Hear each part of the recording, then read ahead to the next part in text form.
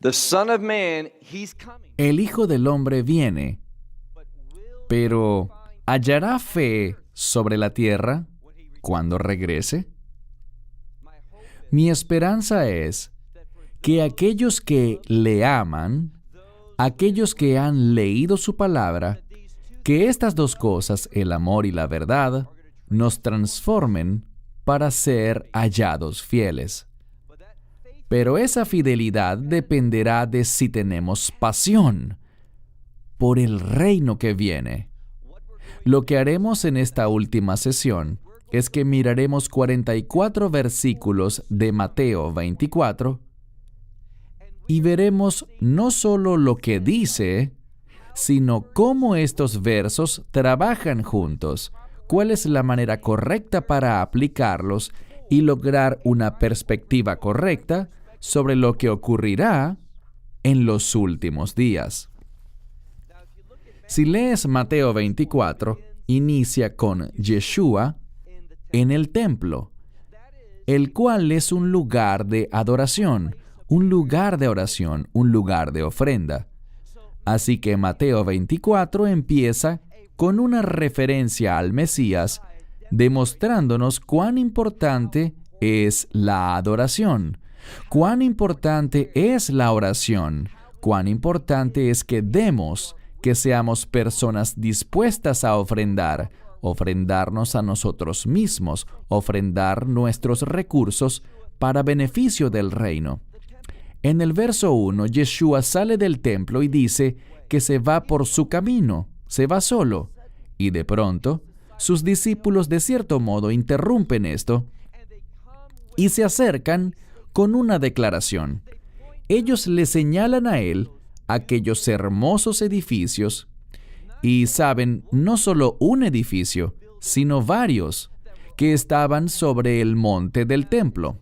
Bien, queda claro que ellos no se referían solo al templo, porque sobre el monte del templo habían principalmente dos instituciones, el templo y las cosas que le pertenecían a ese lugar, y también el Sanedrín, ¿recuerdan?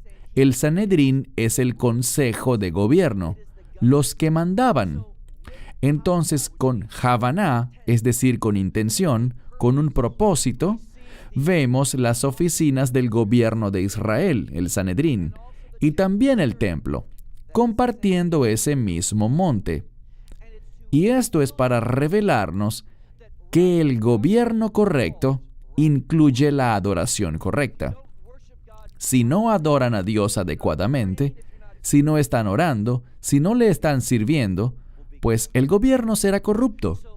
Así que ellos le hablan a Yeshua y le dicen, ¿ves estos hermosos edificios? Y en el verso 2, él responde. Les dice que no quedará piedra sobre otra que no sea derribada. ¿De qué habla? Obviamente de la destrucción de Jerusalén que ocurriría 40 años después. Bien, esto es vital que lo veamos, porque en el verso 2 se habla sobre la destrucción de Jerusalén a manos de Tito. Él está profetizando, está diciendo, esto será destruido, todo lo que ven allí, cada piedra. Les pregunto algo, ¿tuvo razón? Sí la tuvo. Y esto sienta un precedente para nosotros. Esto busca informarnos que así como ciertamente él tuvo la razón con respecto a lo que ocurrió en el año 70 después de Cristo, si él profetizó de manera perfecta ese evento, ¿qué aprendemos? ¿Qué se deriva de esa realidad? Que lo que dijo con respecto al final de los tiempos también será perfecta y acertadamente realizado conforme a sus palabras. Esto vincula esos dos acontecimientos, es una ayuda hermenéutica para darnos la perspectiva y el entendimiento necesarios para interpretar correctamente lo que dirá más adelante. Y luego tenemos el verso 3. El verso 3 muestra un cambio de lugar. Eso es importante porque revela un cambio en el tema sobre el que estaremos hablando. Ya no nos referimos al año 70 después de Cristo, sino que ahora se ubican en el Monte de los Olivos, Inicialmente, de nuevo, era solo Yeshua. El Monte de los Olivos es un lugar importante. En hebreo es conocido rabínicamente como Har HaMishijá, que significa el monte de la unción, Mishijá. Es la misma palabra en una forma diferente de la que obtenemos el término Meshiach o el ungido. Hay una conexión, una identidad que une al Monte de los Olivos con el Mesías. Una de las razones es que sabemos que cuando el Mesías regrese, lo vimos en nuestro estudio anterior. Él ascendió desde el Monte de los Olivos y esos dos ángeles testificaron, una proclamación angelical, que así como Él ascendió desde ese lugar, regresaría de la misma forma. Simplemente confirma Zacarías 14:4. Ahora, tenemos un marco descriptivo del regreso del Mesías. Y los discípulos vienen y le hacen 3 preguntas en el verso 3. Ellos dicen, ¿cuándo sucederán esas cosas de las que acabas de hablar, de la destrucción de Jerusalén? ¿Cuándo será? ¿Cuándo será tu venida? ¿Y cuándo será el final de los tiempos? Al mirar estas preguntas, vemos algo. Ellos vincularon la destrucción de Jerusalén con su venida y con el final de los tiempos. ¿Por qué? Por lo que acabamos de decir. Si eso ocurrió, entonces estas otras 2 cosas, su regreso y el final de este mundo, podemos estar seguros de que también ocurrirán. De la misma manera, lo que pasó en el año 70 después de Cristo, Jerusalén bajo ataque, sabemos por el mismo capítulo 14 de Zacarías y en muchos otros lugares que Jerusalén estará bajo asedio en los últimos días. Es para recordarle a la gente, no se equivoquen como pasó en los tiempos de Jeremías, pensando que porque se trataba de Jerusalén, nada pasaría. No, Jerusalén atravesará tiempos peligrosos hasta el regreso del Mesías. Tenemos el contexto, su regreso y el fin de los tiempos. Verso 4. En el verso 4 hay una advertencia. Si eres sabio, tomarás nota de esta advertencia, porque dice, no dejen que nadie los engañe.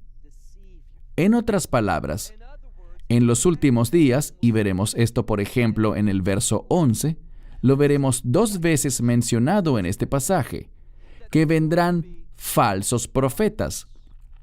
Les daré otro verso. Segunda a Tesalonicenses, capítulo 2, verso 11, dice que Dios enviará una fuerte ilusión, es decir, un espíritu de engaño, a este mundo, y si no te has capacitado en profecía, si no estás preparado, si no entiendes los eventos, tiempos y temporadas, lo que ocurrirá y en qué orden, tú serás presa de este engaño. Es una fuerte advertencia. No permitan que nadie los engañe. No dejen que nadie los meta por un camino equivocado. Tomen esto con seriedad. Entonces dice en el verso 5, habrán muchas personas que vendrán en mi nombre. ¿Qué significa eso? Bien, tradicionalmente, la gente diría que vendrán falsos mesías, y así será, por lo que entienden que muchos vendrán proclamando que son el Mesías. Esa es una interpretación.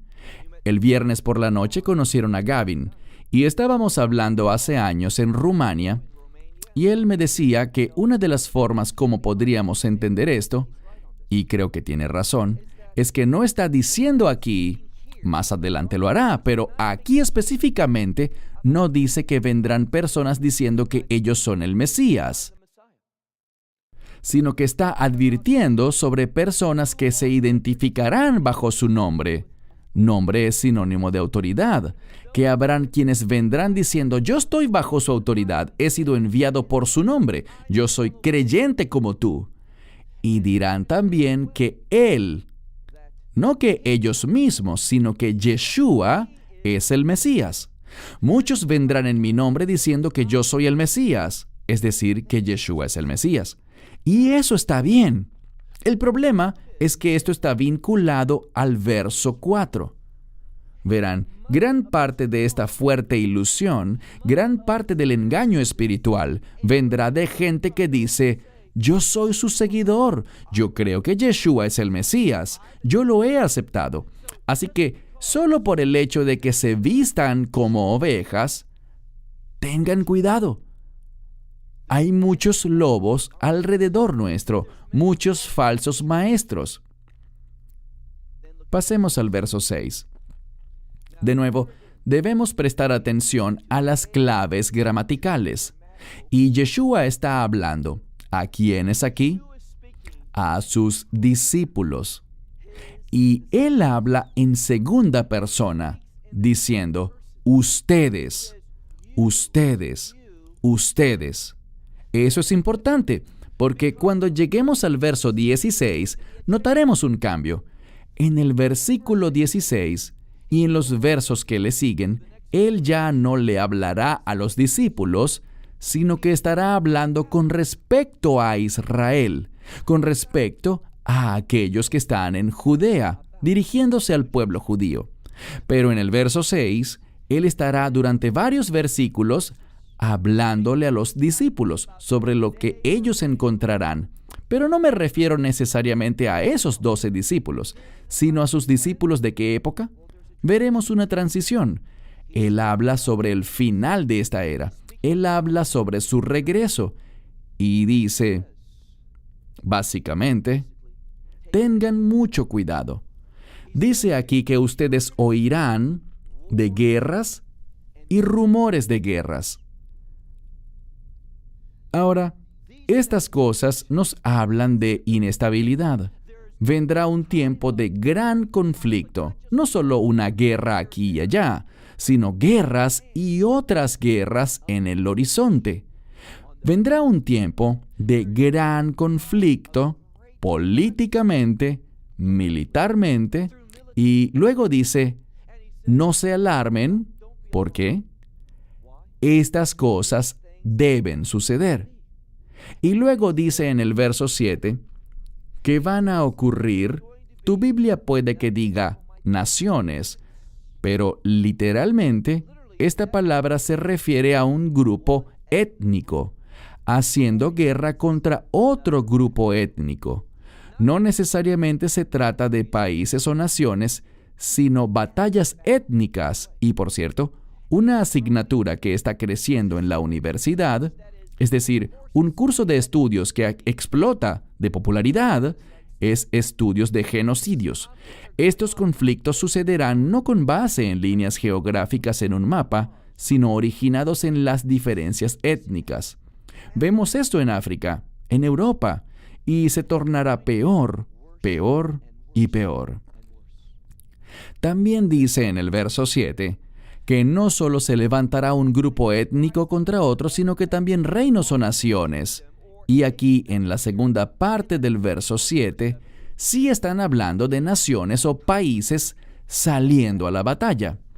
Así que veremos conflictos sociales, conflictos políticos, veremos guerras, toda clase de inestabilidad. Y se pondrá peor.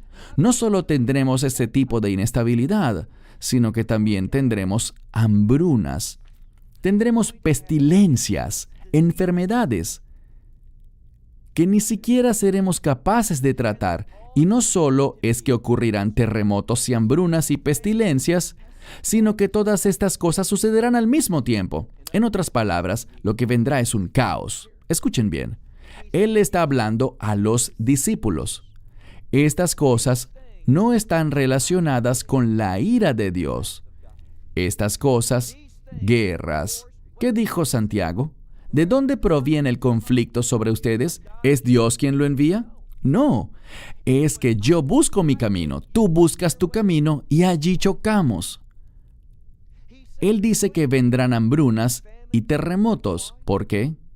Si conoces profecía, cuando la tierra no se está comportando bien, se debe a que la adoración no está agradando a Dios. Lo vemos repetidamente. Lee Amós, Joel.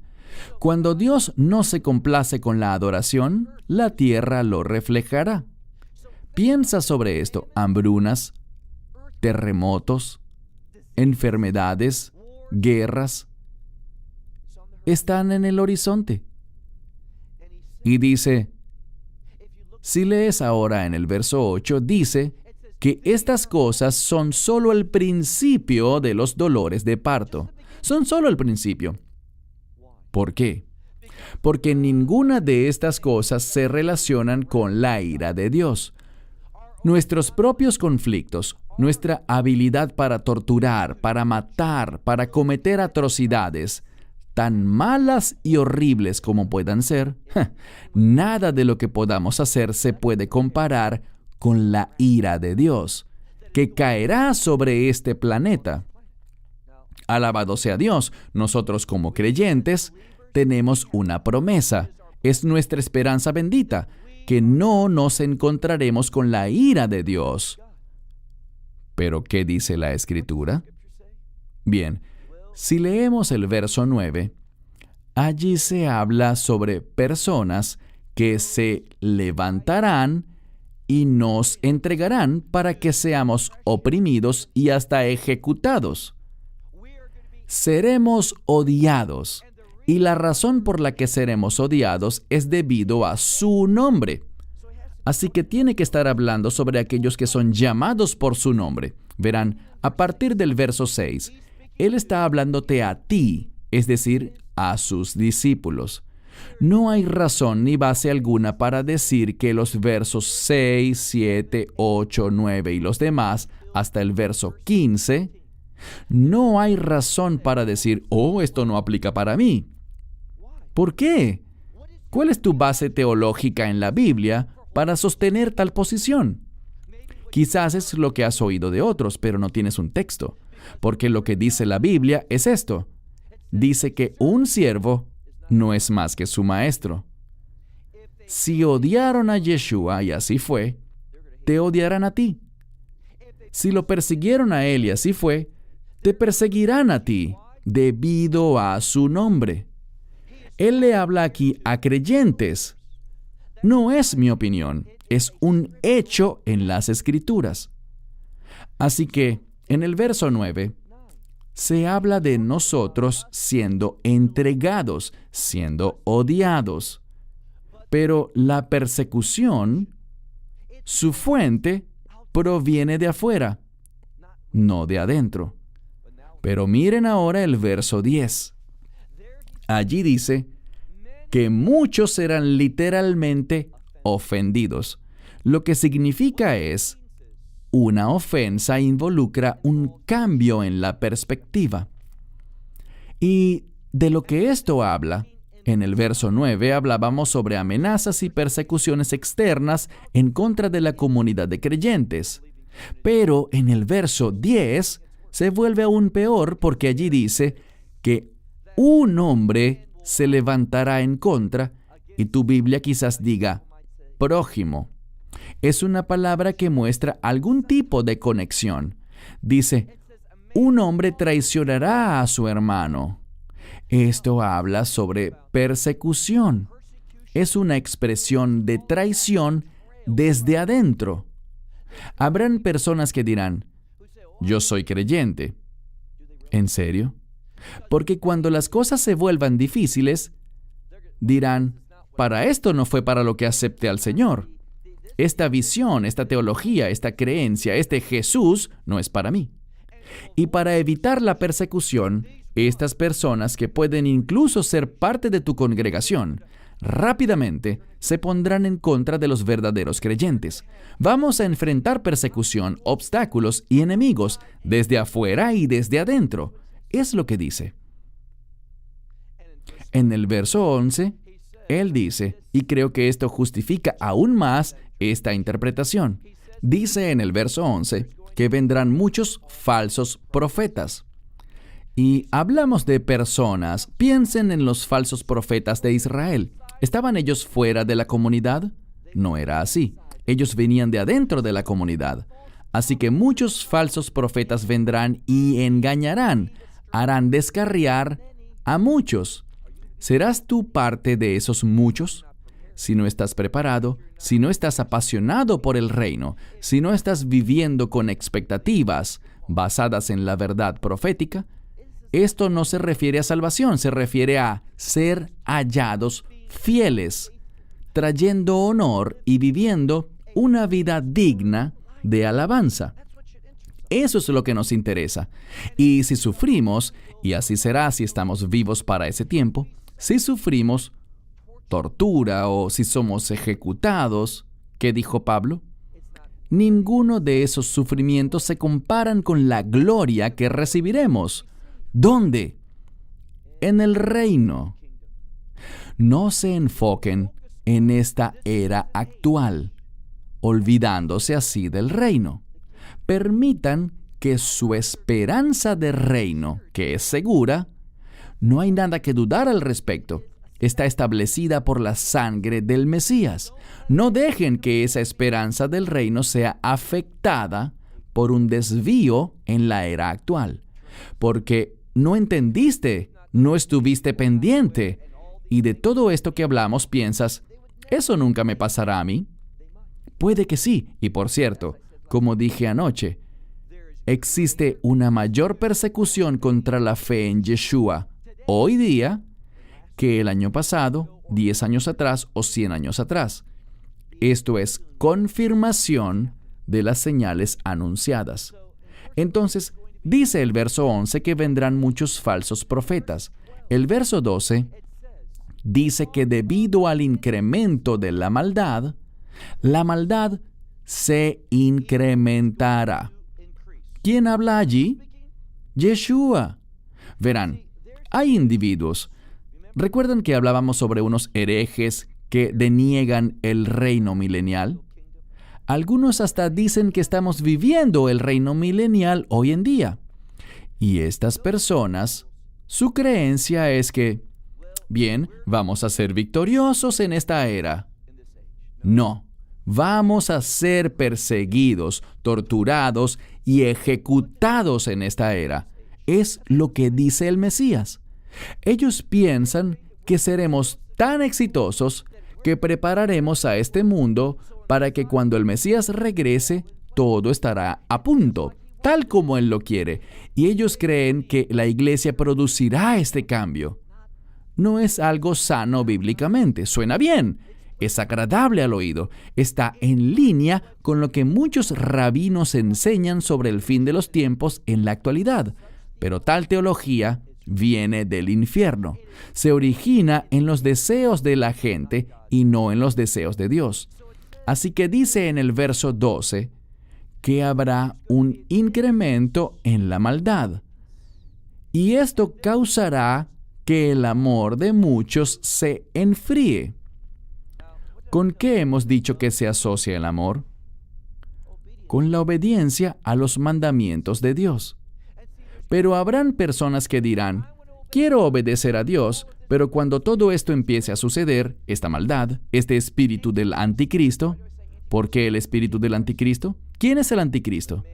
El inicuo o el hombre sin ley. El término para alguien que está en contra del milenio es amilenial.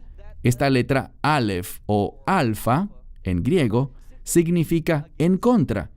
Y el anticristo es uno que está en contra del nomos, en contra de la ley. La ley trae orden. No somos salvos por la ley, pero Él se levanta en contra de esto. Y mientras su reino, porque Él tiene un reino, mientras Él intenta hacer su obra aquí, veremos más y más ataques en contra de los mandamientos de Dios. Les daré un ejemplo. Yo soy una persona muy difícil de ofender. Puedes decirme lo que quieras, cualquier crítica. Yo te escucharé, veré si tienes razón. Si es así, haré los ajustes necesarios y si no, lo olvidaré. No me levanto por las noches preocupado por los muchos emails que recibimos con críticas. Por ejemplo, hemos iniciado un estudio con las primeras 8 lecciones Y cuando vuelva, continuaremos este estudio de Génesis. Y allí hice una declaración. La declaración es, quizás es un poco de consejería para ayudarte a avanzar ahora mismo, pero hice esta declaración, según la cual las leyes alimenticias conocidas en hebreo como kashrut, que ellas son espirituales en su propósito y no físicas. ¡Wow! No podrán creer la respuesta negativa que recibí. Y está bien, cualquiera puede estar en desacuerdo conmigo, pero no tienes por qué ser tan odioso. Mi esposa se sonrojó con algunas de las cosas que me escribieron, pero ellos simplemente están expresándose en contra de quién es Dios. Existe ese anti-mandamiento, anti-obediencia. Queremos una gracia barata, una gracia que nos permita hacer exactamente lo que queremos hacer. ¿No es así? Eso es pecado. La gracia no es dada para causar que el pecado abunde. Así que dice en el verso 12, que la maldad, la perversión, se multiplicará y el amor que se relaciona con los mandamientos, el amor de muchos se enfriará. Eso significa que la gente se apartará de la obediencia a Dios. Es lo que busca decirnos. Verso 13. Pero aquel que persevere, literalmente aquel que espere hasta el final, será salvo.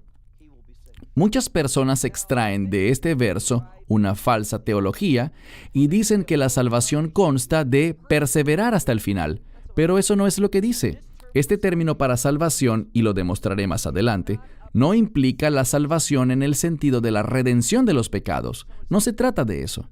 Simplemente busca decirnos que para aquellos que estarán atravesando estas dificultades, habrá un punto final para todo aquello. La salvación, es decir, el reino, llegará. Habrá un final para todas estas dificultades. Así que perseveren, aguanten, esperen por ese final con fidelidad. Y luego llegamos al verso 14. En el verso 14 dice, y el evangelio del reino, me gusta esa expresión, y el evangelio del reino será proclamado en todas las naciones como testimonio para ellos. Y entonces el fin llegará. Bien, cuando lees Mateo 24, notarás que esta palabra fin aparece varias veces. Si regresas al verso 3, los discípulos dijeron, ¿cuándo será el fin de esta era? Algunas veces, las mismas palabras, son aplicadas en diversos contextos. ¿Qué quiero decir? Bien, cuando ellos hablan sobre el fin, en el verso 14, cuando dice que el evangelio del reino será proclamado en todas las naciones, y entonces vendrá el fin, se refiere al fin de esta era de los gentiles. Cuando el evangelio sea predicado en todas las naciones, y lo veremos en un momento, Dios tornará su atención hacia Israel. Pero hay otra manera de interpretar esto. Este final, cuando Dios torne su atención hacia Israel, será provocado porque nosotros, los creyentes, ya no estaremos aquí. Será el fin, y lo diré de este modo, el fin de la era de la iglesia. ¿Por qué?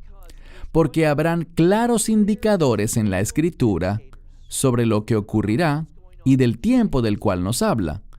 Entonces dice, el evangelio del reino tiene que ser predicado como testimonio a todas las naciones y llegará el fin. Eso significa, prepárense para nuestra esperanza bendita. La reunión en los cielos con Dios está por suceder. ¿Por qué debemos pensar así? Pasemos al verso 15. Dice, cuando vean, y es muy específico, la abominación desoladora, a la cual se refirió el profeta Daniel, esto nos dice que esta sección de Daniel es relevante para el futuro y no para el pasado. Nos dice que la abominación desoladora no es un evento pasado. Puede que haya ocurrido algún evento que la confirme o que brinde un ejemplo para entenderlo mejor, pero en su aplicación más pura y precisa, la abominación desoladora, según el Mesías, y él estaba en lo correcto, sucederá en los últimos días, al final de la era de la iglesia. Si leen en 2 Tesalonicenses 2, Pablo nos dice de qué se trata la abominación desoladora. Es cuando el falso Mesías, el anticristo, entre al lugar santísimo y diga: «Yo soy Dios. Deben adorarme a mí». El anticristo es aquel que estará persiguiendo a los creyentes. Él está en contra de lo que enseñamos, de lo que creemos y de cómo vivimos. Así que este anticristo, verán, una de las cosas que me hacen enojar, y parece que me enojo muy a menudo, pero como sea, es cuando la gente dice: «¿Sabes que el anticristo es judío?». Y yo digo: «No, yo no sé eso. ¿Por qué?». Pues porque los judíos no lo recibirían a menos que fuese judío. ¿Dónde has encontrado algún versículo que diga que el pueblo judío recibirá al anticristo? No existe. Algunos dirán: «Bien, dice en Daniel 9 que él hará un pacto con muchos», y es cierto, con muchos. Israel estará de acuerdo, pero eso no significa que lo recibirán como el anticristo. Verán, este anticristo hará algo. Él derrotará al carnero que estará causando estragos en el mundo. Él traerá un tiempo de paz y prosperidad, de paz tangible en un sentido físico, prosperidad real en un sentido monetario. Habrá seguridad en el mundo. El mundo dirá: «¿Quién es como la bestia?». Ese es el imperio sobre el que gobernará el anticristo. Todos lo amarán, menos nosotros, que sabremos quién es él. Diremos: «Este no es de Dios». E Israel, si se da la paz en el Medio Oriente, quiero decir, con el carnero, Israel sufrirá en gran forma. Entonces, ellos estarán dispuestos a llegar a un acuerdo, pero no a un pacto espiritual, sino simplemente a un acuerdo, un tratado. Y el anticristo intentará toda clase de cosas para buscar seducir a Israel hacia él y lejos de Dios. Porque si lo logra, él sabe cuán importante es Israel en el programa de Dios para establecer su reino. Israel tiene que arrepentirse, tiene que enderezarse espiritualmente, tiene que recibir la verdad. Así que el anticristo, buscando arrastrarla hacia su lado, hará muchas cosas aparentemente buenas para Israel. Y él se sentirá confiado, una falsa confianza, pensando que habrá llegado el momento, luego de todo lo que hizo por el pueblo judío, para que lo reciban. Así que entrará allí y dirá: «Yo soy su Dios, soy su Mesías». Esa es la abominación desoladora. Pero Israel le dirá no al anticristo. ¿Cómo lo sé? Bien, simplemente sigamos leyendo. Porque notaremos que hay un cambio en el tema sobre el cual Yeshua empieza a hablar. Pero permítanme decirles una verdad muy importante en este momento. Verán, para entender la revelación de Dios, a veces tenemos que ver: «Oh, esto habla sobre tal evento», y luego descubrimos más al respecto en otra escritura.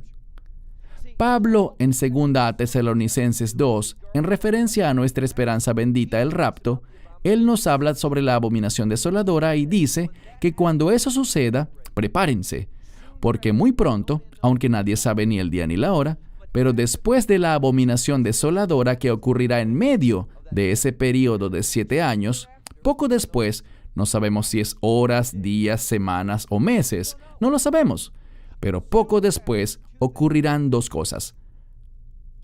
Primero, el rapto. Segundo, Israel será sellado. ¿Por qué? Llegaremos a ese punto. La Biblia habla en Jeremías 37 sobre el tiempo de la angustia de Jacob. ¿Por qué ocurrirá este tiempo de angustia de Jacob entre el pueblo judío? Porque rechazaron al anticristo, porque no lo recibieron. Por esa razón. Pero, ¿cuál es la señal de nuestra esperanza bendita? Sabemos 2 cosas.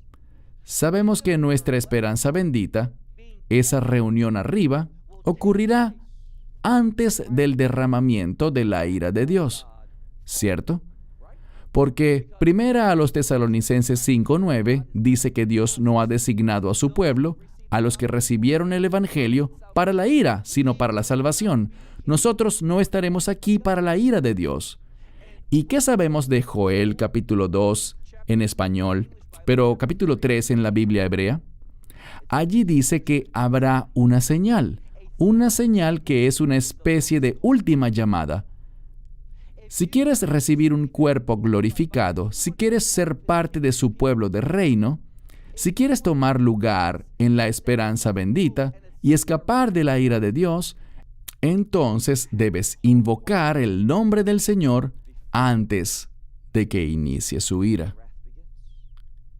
La última señal es que el sol se volverá negro, pero ten cuidado, porque hay otra señal de la que hablamos en la que el sol se vuelve negro y las estrellas caen al suelo. Pero aquí está la clave, la luna. Antes de la ira de Dios, Joel habla de esto. Apocalipsis habla de esto. En Apocalipsis al final del capítulo 6, la clave es que la luna se vuelve roja, como sangre.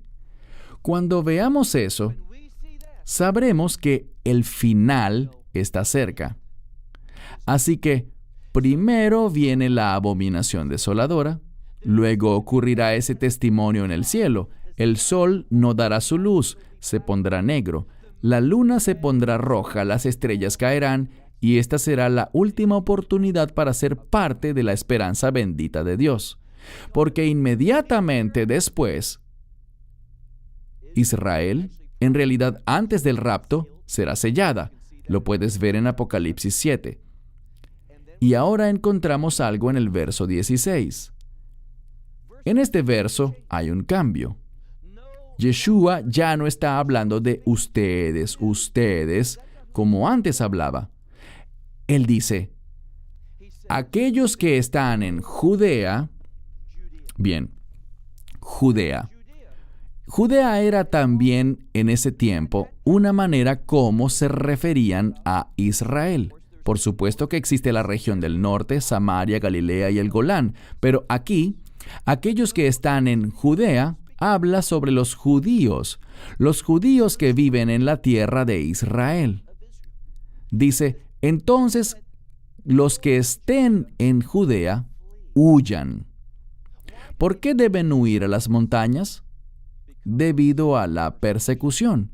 ¿Y por qué son perseguidos? Porque no aceptaron al anticristo. Y dice con respecto a esta huida, verso 17, que los que estén sobre el tejado no bajen a la casa a buscar nada, y aquellos que están en los campos no regresen para buscar ningún vestido. ¿Cuál es el énfasis? Sobre el tejado, en la cultura judía, significa ocio o placer.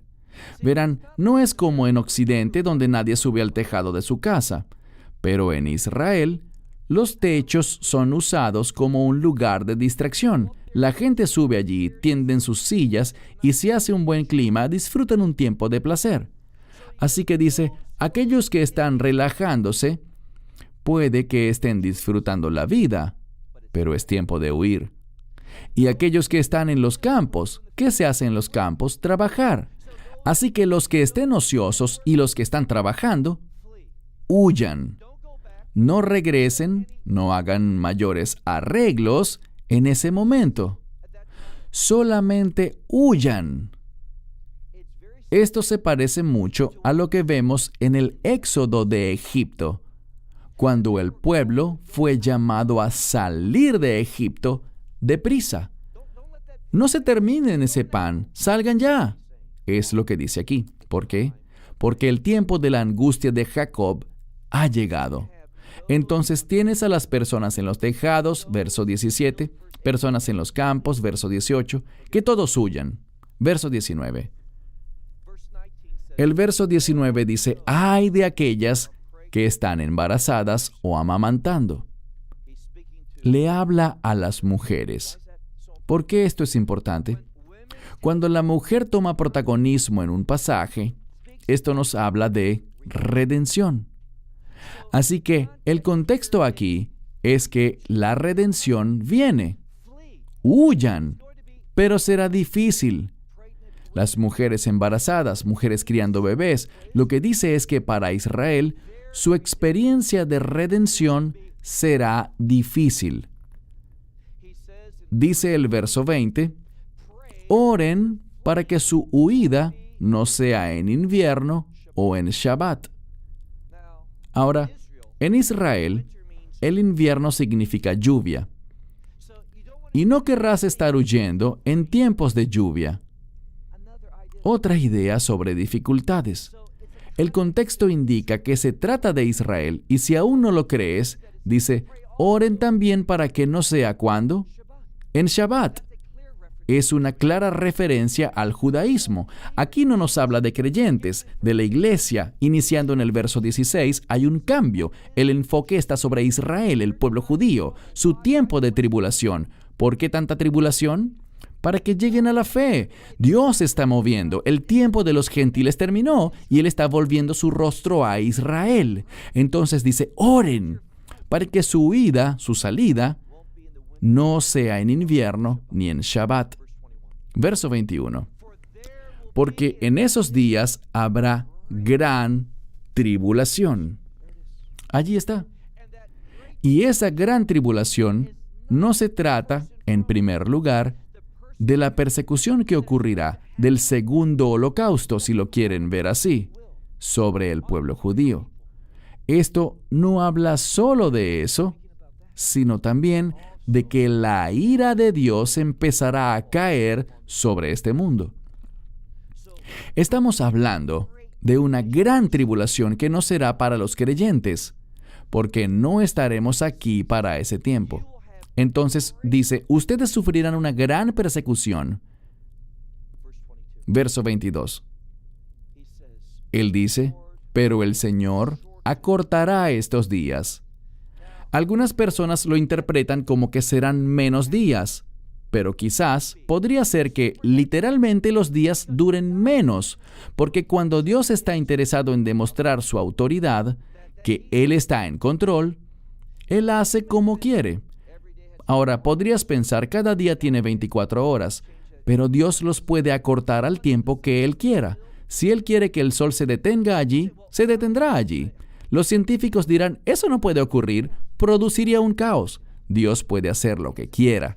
Él no necesita la aprobación científica para justificar sus decisiones.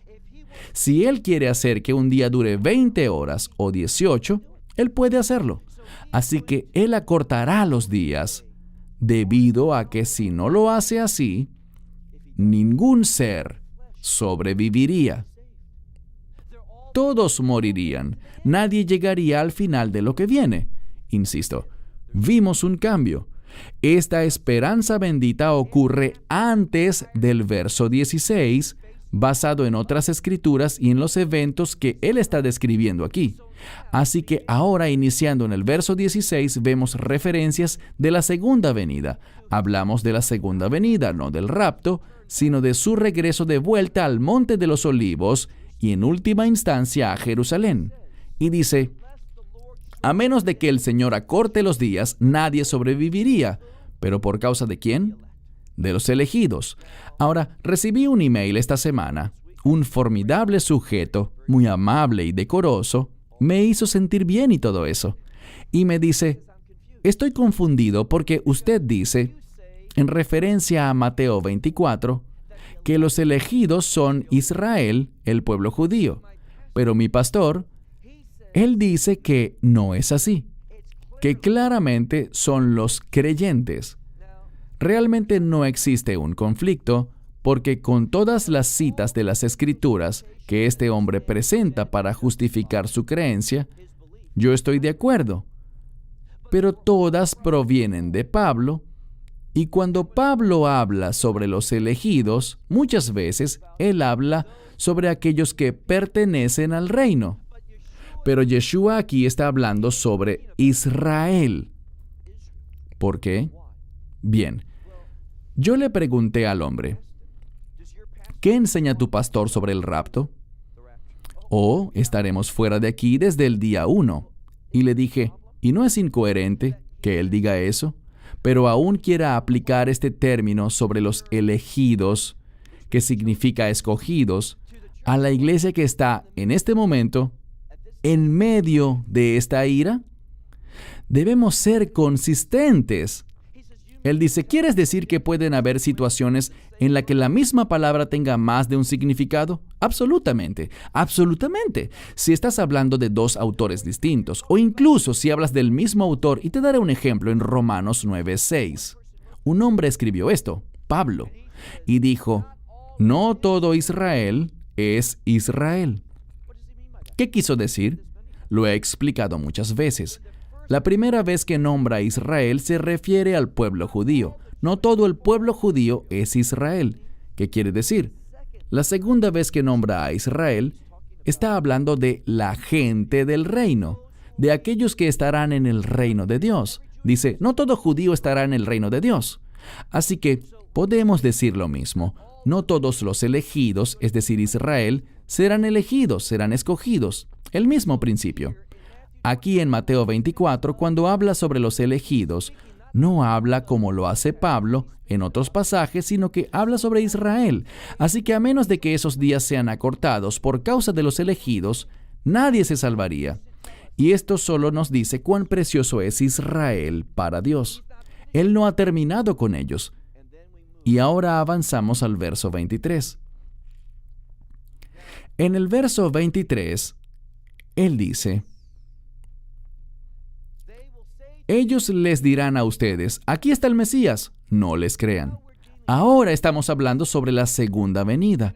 Y en referencia a la segunda venida, si alguien dice, el Mesías está aquí, espero que esto no se esté refiriendo a ninguno de nosotros, pero para Israel, está hablando aquí al pueblo judío. Si alguien dice, aquí está el Mesías, no le crean.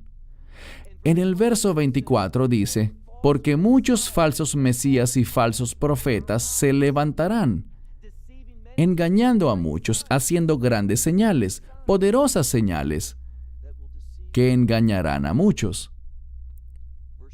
Verso 25. Les he dicho estas cosas. El Mesías dice, se los estoy advirtiendo de antemano. Y cuando empiecen a verlo, deberán tener mayor fe, mayor confianza en la palabra de Dios, si es que no la tienen en este momento. Y luego vemos el verso 26, donde leemos, y si les dicen, aquí está, en el desierto, no salgan. O aquí está, en una recámara secreta, no lo crean. ¿Por qué? Verso 27. Ahora Él está hablando, empezando una sección donde dará una descripción de la segunda venida del Mesías. No habla del rapto, de nuestra esperanza bendita, cuando el Mesías nos reúne en los aires para llevarnos al cielo. Él está hablando ahora de la segunda venida del Mesías, volviendo al monte de los olivos y entonces entrando al lugar santísimo y estableciendo el reino de Dios. Él dice, como el relámpago sale del oriente y se mueve al occidente, ¿tú ves esto? Quiero decir, los relámpagos tienen un encanto que captura la atención de la gente. Así como los relámpagos aparecen en el oriente y se mueven al occidente, así será la venida del Hijo del Hombre. La segunda venida del Mesías será muy visible. No necesitas ir a tal sitio, estar en tal lugar, ni hacer nada especial. Pero mucha atención, porque aquellos que no hayan sido parte de la experiencia del rapto, lo verán muy claramente. Con respecto a su segunda venida, vean el verso 28. Un poco extraño, ¿no es así? Dice, donde esté el cadáver, allí estarán los buitres, o algunos dicen las águilas. De lo que habla es de esas aves que les encanta devorar aquello que está descompuesto y muerto. Y dice, en el tiempo del Mesías, habrán aquellos que se regocijarán, que saltarán sobre la muerte. Bíblicamente, vemos en algunos de los profetas, pero especialmente en los textos rabínicos, que hay una relación entre las aves impuras y los demonios. Dice que habrá una fuerte actividad demoníaca en los últimos días. Verso 29. Pero inmediatamente después de esa tribulación, y por cierto, esa tribulación será única. Daniel 12:1 dice que nunca habrá nada como eso antes o después. Es la peor tribulación en la historia. E inmediatamente después de los días de esa tribulación, habrá una señal. Y de nuevo, tengan cuidado, es similar pero no es igual. El sol se oscurecerá, eso ya pasó antes, pero antes en el libro de Joel y en Apocalipsis 6, la luna se vuelve roja, eso es antes de la ira de Dios. Aquí no hablamos de eso, es una señal diferente, para un evento diferente. Aquí el sol se vuelve negro también, pero la luna no dará ninguna luz. No habrá reflejo, no la verás, se hará negra. Las estrellas caerán y los poderes del cielo colapsarán. Y entonces en el verso 30 dice, ustedes verán la señal de la aparición del Hijo del Hombre. Esa es la señal de la que acabamos de hablar. No se trata del rapto, sino de la segunda venida. No es para nosotros, le habla a Israel. Por esto es que parte de nuestra obra es plantar semillas entre israelitas judíos no creyentes, para que ellos puedan oír estas cosas, de modo que si ellos se presentan allí sin haber llegado a la fe, puedan ver todo esto. Tenemos un amigo, lo vimos en Phoenix, y no sé si Rivka lo tenga con ella ahora mismo, pero ellos publicaron una edición hermosa, con cubierta de piel, 10,000 ejemplares, con la meta de imprimir más, pero la primera edición fue de 10,000 copias, de los 4 evangelios en hebreo, en un estilo que es muy consistente con el judaísmo, buscando regalarlos todos, gratis, totalmente gratis para los que hablan hebreo, para que cuando todo esto empiece a ocurrir, puede que ellos lo vean y puedan entender y empiecen a perseguir la revelación de Dios. El verso 30 dice, entonces se verán la señal de la venida del Hijo del Hombre en el cielo. Y dice, citando las Escrituras, que todas las familias de la tierra lamentarán. Eso viene de Zacarías capítulo 12. Alguien que conozca sobre profecía entenderá que esto es una cita de Zacarías y buscará ese pasaje para obtener una mayor revelación. Dice que el Mesías aparecerá en las nubes, eso es de Daniel capítulo 7, y eso habla sobre la divinidad del Mesías. Entonces el Mesías como Salvador, el Mesías como el divino Hijo de Dios, Él aparecerá con poder y con la gloria de Dios. Es lo que dice Daniel. Lean Daniel 7, versos 13 y 14. Y entonces Mateo 24:31. Y entonces enviará a sus ángeles a las 4 direcciones de los cielos, con el fin de que ellos reúnan ¿a quiénes? A los elegidos. Eso es lo que dice Isaías en Isaías 11. Es lo que dice Ezequiel en Ezequiel 37. Y lo que dice Jeremías en Jeremías 23 y en muchos otros lugares. Una y otra vez en profecía tenemos una promesa de Dios que Él reunirá a los elegidos. ¿De quién está hablando? ¿De creyentes? No, de Israel, de las ovejas perdidas. Entonces es innegable que en Mateo 24 los elegidos, estos escogidos, son su pueblo del antiguo pacto, con quienes Él seguirá siendo fiel. Él los traerá de vuelta. Y si conoces el pasaje de Ezequiel, Él los traerá de vuelta inicialmente no por la fe, los traerá de vuelta a la tierra con el fin de que ellos lleguen a la fe. Por esto es tan profético el trabajo de Gavin y Karen con su organización para ayudar a los judíos en Europa Oriental a regresar a la tierra. Ese es el espíritu del Mesías. Eso es lo que los ángeles harán. Así que brindémosle algo de ayuda. En el verso 31 vemos esto. La reunión de los exiliados, los elegidos, verso 32. Ahora, hagan una nota mental porque hemos llegado a un final. En el verso 32, al final de la última palabra en el verso 31, Él ya no se está refiriendo a Israel ni hablando sobre el pueblo judío, durante este tiempo de la angustia de Jacob. Aquí vuelve gramaticalmente a hablar de ustedes, a los creyentes. Él ya les dibujó lo que pasaría y ahora repasa el mensaje para darnos a los creyentes algunas informaciones y ayudas adicionales para entender lo que ocurrirá en esos días. Y nos dice, observen la higuera. ¿Qué es la higuera? Es Israel. Él nos dice, dense cuenta de lo que está pasando en Israel. Por cierto, este pequeño país está en las noticias todo el tiempo, ¿no es así? Quiero decir, los israelitas, tenemos un agente de prensa que es solo la mitad de bueno. Nos mete en los periódicos, pero no nos brinda buena cobertura. Ese es el problema. Pero observen a Israel. Y una de las cosas que me gustaron del discurso del primer ministro Benjamin Netanyahu ante las Naciones Unidas, lo he criticado, pero también admito lo bueno. Él dijo a la gente, ¿saben qué? Muchos países tienen problemas, pero la economía de Israel está floreciendo. Estamos creciendo, estamos construyendo. Eso es profético. No se trata de que yo quiera apoyar al primer ministro. Digan gloria a Dios, porque Dios dice que en los últimos días observen la higuera, cuando la rama se enternezca y las hojas broten, cuando crezca y se multiplique. ¿Saben qué? Estas cosas están cerca. ¿Qué cosas? Dice, cuando vean esto sabrán que el verano está cerca. Hay un juego de palabras. Yo creo que el Nuevo Testamento fue escrito en griego, todo el Nuevo Testamento. Pero hay una gran probabilidad de que cuando Yeshua hablaba lo hacía en hebreo. Y la palabra verano en hebreo es la palabra kayitz.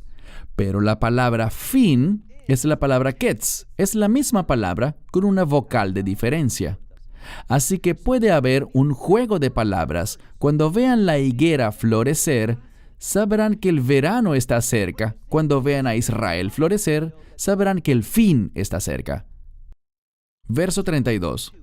Presten atención a Israel. Verso 33 dice, cuando vean estas cosas, sepan que la venida del Hijo del Hombre está cerca. Verso 34 dice, se los he dicho, cuando estas cosas empiecen a ocurrir, será la última generación. No significa que debido a que en 1967 Jerusalén o en 1948 la nación de Israel empezó, allí fue que el contador para observar a Israel inició. No, es cuando empecemos a ver las cosas mencionadas en Mateo 24, versos 6, 7, 8 y demás. Cuando veamos que el Evangelio se ha proclamado a todas las naciones, esos eventos, sabremos que solo queda una generación. Dice en el verso 35, el cielo y la tierra pasarán, y así será. Pero mis palabras no pasarán. No busquen su seguridad en las cosas del cielo ni de la tierra. El cielo tampoco es nuestro destino final. El cielo es temporal. El cielo se terminará también. Me dirás, ¿y las calles de oro y el mar de cristal? Ese no es el cielo. Esa es la nueva Jerusalén. No las confundas, muchos lo hacen. Cuando confundes el cielo con la nueva Jerusalén, tendrás una teología terrible. Todo esto está muy claro. Entonces dice, el cielo y la tierra pasarán, pero mis palabras no pasarán. ¿Qué hará entonces una persona sabia? Nosotros basamos nuestra vida, nuestra existencia, todas nuestras decisiones en la palabra de Dios. Y es solo cuando hacemos esto que estaremos preparados para los últimos días, para que podamos ser hallados fieles. Y ese es el núcleo de nuestra obra. Todo lo que queremos hacer es brindarle enseñanzas bíblicas a la gente para todo el que quiera oír. Para ellos estamos aquí. Verso 36. Todavía hablando en referencia a ustedes creyentes, dice, pero con respecto al día y la hora, no dice la temporada, dice el día o la hora, no dice semana ni mes. Con respecto al día y la hora, ustedes no saben cuándo vendrá el Hijo del Hombre. ¿Quién es el único que lo sabe? El Padre. Verso 37. Los versos 37, 38 y 39 conforman una unidad. Recuerden, Él no está hablando primordialmente a Israel, sino que habla con ustedes, con los creyentes, con sus discípulos de los últimos días. Y Él utiliza un concepto, un término, para ayudarnos a entender el evento. Él dice, así como en los días de Noé. Ahora, Noé predicó arrepentimiento. ¿Por qué? Por el juicio de Dios. Y más que eso, porque la ira de Dios caería, ¿correcto? El juicio de Dios destruiría a este mundo. Así que ahora tenemos una ayuda hermenéutica, una herramienta para interpretar la Escritura correctamente. Él está hablando sobre los días de Noé y el diluvio que representa la ira de Dios. Así que con los días de Noé quiere indicarnos el tiempo que viene justo antes de la ira de Dios. Aquí no nos está hablando sobre la angustia de Jacob, ni tampoco nos está hablando del tiempo posterior al rapto. Ahora mismo le está hablando a los creyentes, está repasando el tema. Con respecto a la segunda venida, habrán grandes dificultades. Fuego caerá del cielo, aguas, ríos, arroyos, océanos, todo eso será destruido. Todos los árboles, toda la vegetación. Habrán señales que ocurrirán. Lean Apocalipsis 16. Habrá cosas que estarán ocurriendo y capturarán la atención de todos. Quiero decir, la mayoría de la gente morirá. Eso llamará tu atención. Así que, cuando habla sobre los días de Noé, está hablando sobre el periodo de tiempo antes de la ira de Dios. Cuando nosotros los creyentes todavía estaremos aquí. Dice, como en los días de Noé, así será la venida del Hijo del Hombre, es decir, la venida en el contexto de nuestra esperanza bendita, el rapto. Verso 38. Como en los días del diluvio, en los días de Noé, ellos comían, bebían, es decir, estaban tranquilos, disfrutaban la vida, habían fiestas por todos lados, se casaban y se daban en matrimonio. Así que los matrimonios seguirán celebrándose. ¿Qué significa? El enfoque de un matrimonio siempre está en la siguiente generación. Así que cuando vemos matrimonios en la Biblia, una de las cosas a las que se refiere es al futuro. Dice en los profetas, vayan a Babilonia, vayan, tomen esposas, construyan casas, tengan hijos, porque tendrán un futuro allí. 70 años. Así que lo que nos muestra es que la gente estará mirando alrededor y no estarán viendo la ira de Dios. No verán fuego, no verán lo que dice Apocalipsis 16. Este es el tiempo previo a ese momento. Así que antes del rapto, las cosas en el mundo estarán muy normales. De hecho, para el mundo, bajo la administración del anticristo, las cosas estarán muy bien, pero no para nosotros. Ellos no estarán conscientes de esto, pero nosotros sí. Así que tal como en los días de Noé, ellos comían y bebían, se casaban y se daban en matrimonio. Y luego dice, verso 39. Dice aquí, pero llegó el diluvio, ellos no lo creyeron hasta que las aguas del diluvio llegaron y lo destruyeron todo. Para aquellos que no estudian las profecías, para quienes no están atentos a las señales y los tiempos, le está hablando a los creyentes ahora. De la misma manera que en los tiempos de Noé la gente no estaba preparada, aquellos que no quisieron oír a Noé, un predicador de justicia, de la misma forma el mundo no estará preparado. La iglesia no estará preparada. Solo estaremos listos si escuchamos atentamente las señales proféticas. Verso 40. Dice allí que habrán dos en el campo, uno será tomado y el otro dejado. Esto es de nuevo una descripción del rapto. Esta palabra tomado en hebreo es de la cual obtenemos la palabra lejejá para rapto. Tiene que ver con ser arrebatados. Ese es el significado de la palabra en griego que traducimos como rapto, como sacar de un lugar. Dice, 2 estarán en el campo, uno será tomado y el otro no. 2 mujeres estarán moliendo en el molino, una será tomada y la otra no. ¿Qué quiere decir? El que puedas tener tu parte en la esperanza bendita no se basa en el lugar donde estés, ni se basa en lo que hagas, se basa en la gracia de Dios, se basa en el Evangelio. No es donde estés ni lo que hagas, sino lo que has creído y en quién has creído. Así que uno será tomado y el otro no. Y luego encontramos al llegar a la conclusión de esta sección que dice lo siguiente: con respecto a estos últimos días, ustedes no lo sabrán. Así que dice, manténganse vigilando, porque la hora, ¿ven el cambio? Antes dijo el día y la hora no sabrán, pero en el verso 42 dice la hora, no el día, sino la hora. Ustedes no sabrán. Del tiempo para la venida, ¿de quién? Todos los otros versículos decían del Hijo del Hombre, pero aquí hay un cambio importante. Pasa del Hijo del Hombre a su Señor. Su Señor. Aquellos que perciben correctamente al Mesías, lo perciben como su Señor. Verso 43. Dice, si el dueño de la casa, si él supiera la hora en la que el ladrón va a llegar, estaría preparado. El ladrón llegará hoy a las 2 de la madrugada. Él estaría listo.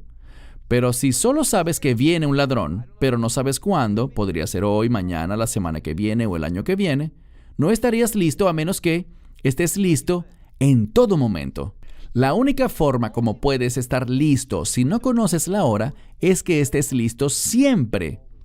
Y por esto es que el verso 44 dice, estén listos, estén atentos, preparados, vigilen, presten atención, prepárense, porque es lo último que diré.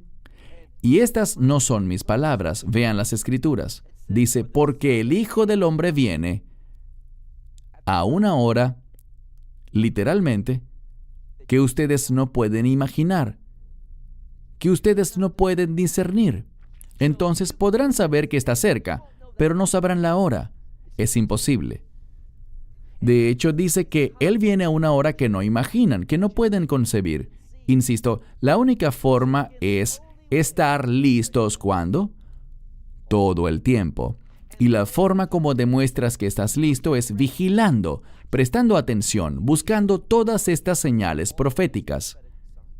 Mi esperanza es esta, que de alguna humilde manera nuestro estudio de Mateo 24 te anime, te motive a estar listo para su regreso, para ser una persona con mentalidad de reino, viviendo de acuerdo con el carácter del reino, pues ese es nuestro objetivo. Nos reunimos el viernes, el Shabbat y hoy para estar mejor preparados para lo que ocurrirá, para ser hallados fieles cuando el Mesías venga para reunirnos con Él. to call us to him. Esperamos que te hayas edificado con el mensaje de hoy y lo compartas con otros. Te invitamos a seguir nuestros estudios cada semana por este canal y por el portal de YouTube de Amarás a Israel. También puedes descargar nuestra aplicación móvil gratuita, Mi Estudio Bíblico. Finalmente, para obtener más información sobre nosotros, visita nuestra web amarasaisrael.org, donde encontrarás otras conferencias de Baruch en audio, video y texto. Hasta el próximo programa. Que el Señor te bendiga en Yeshua HaMashiach, Jesús el Mesías, mientras caminas con Él. Shalom desde Israel.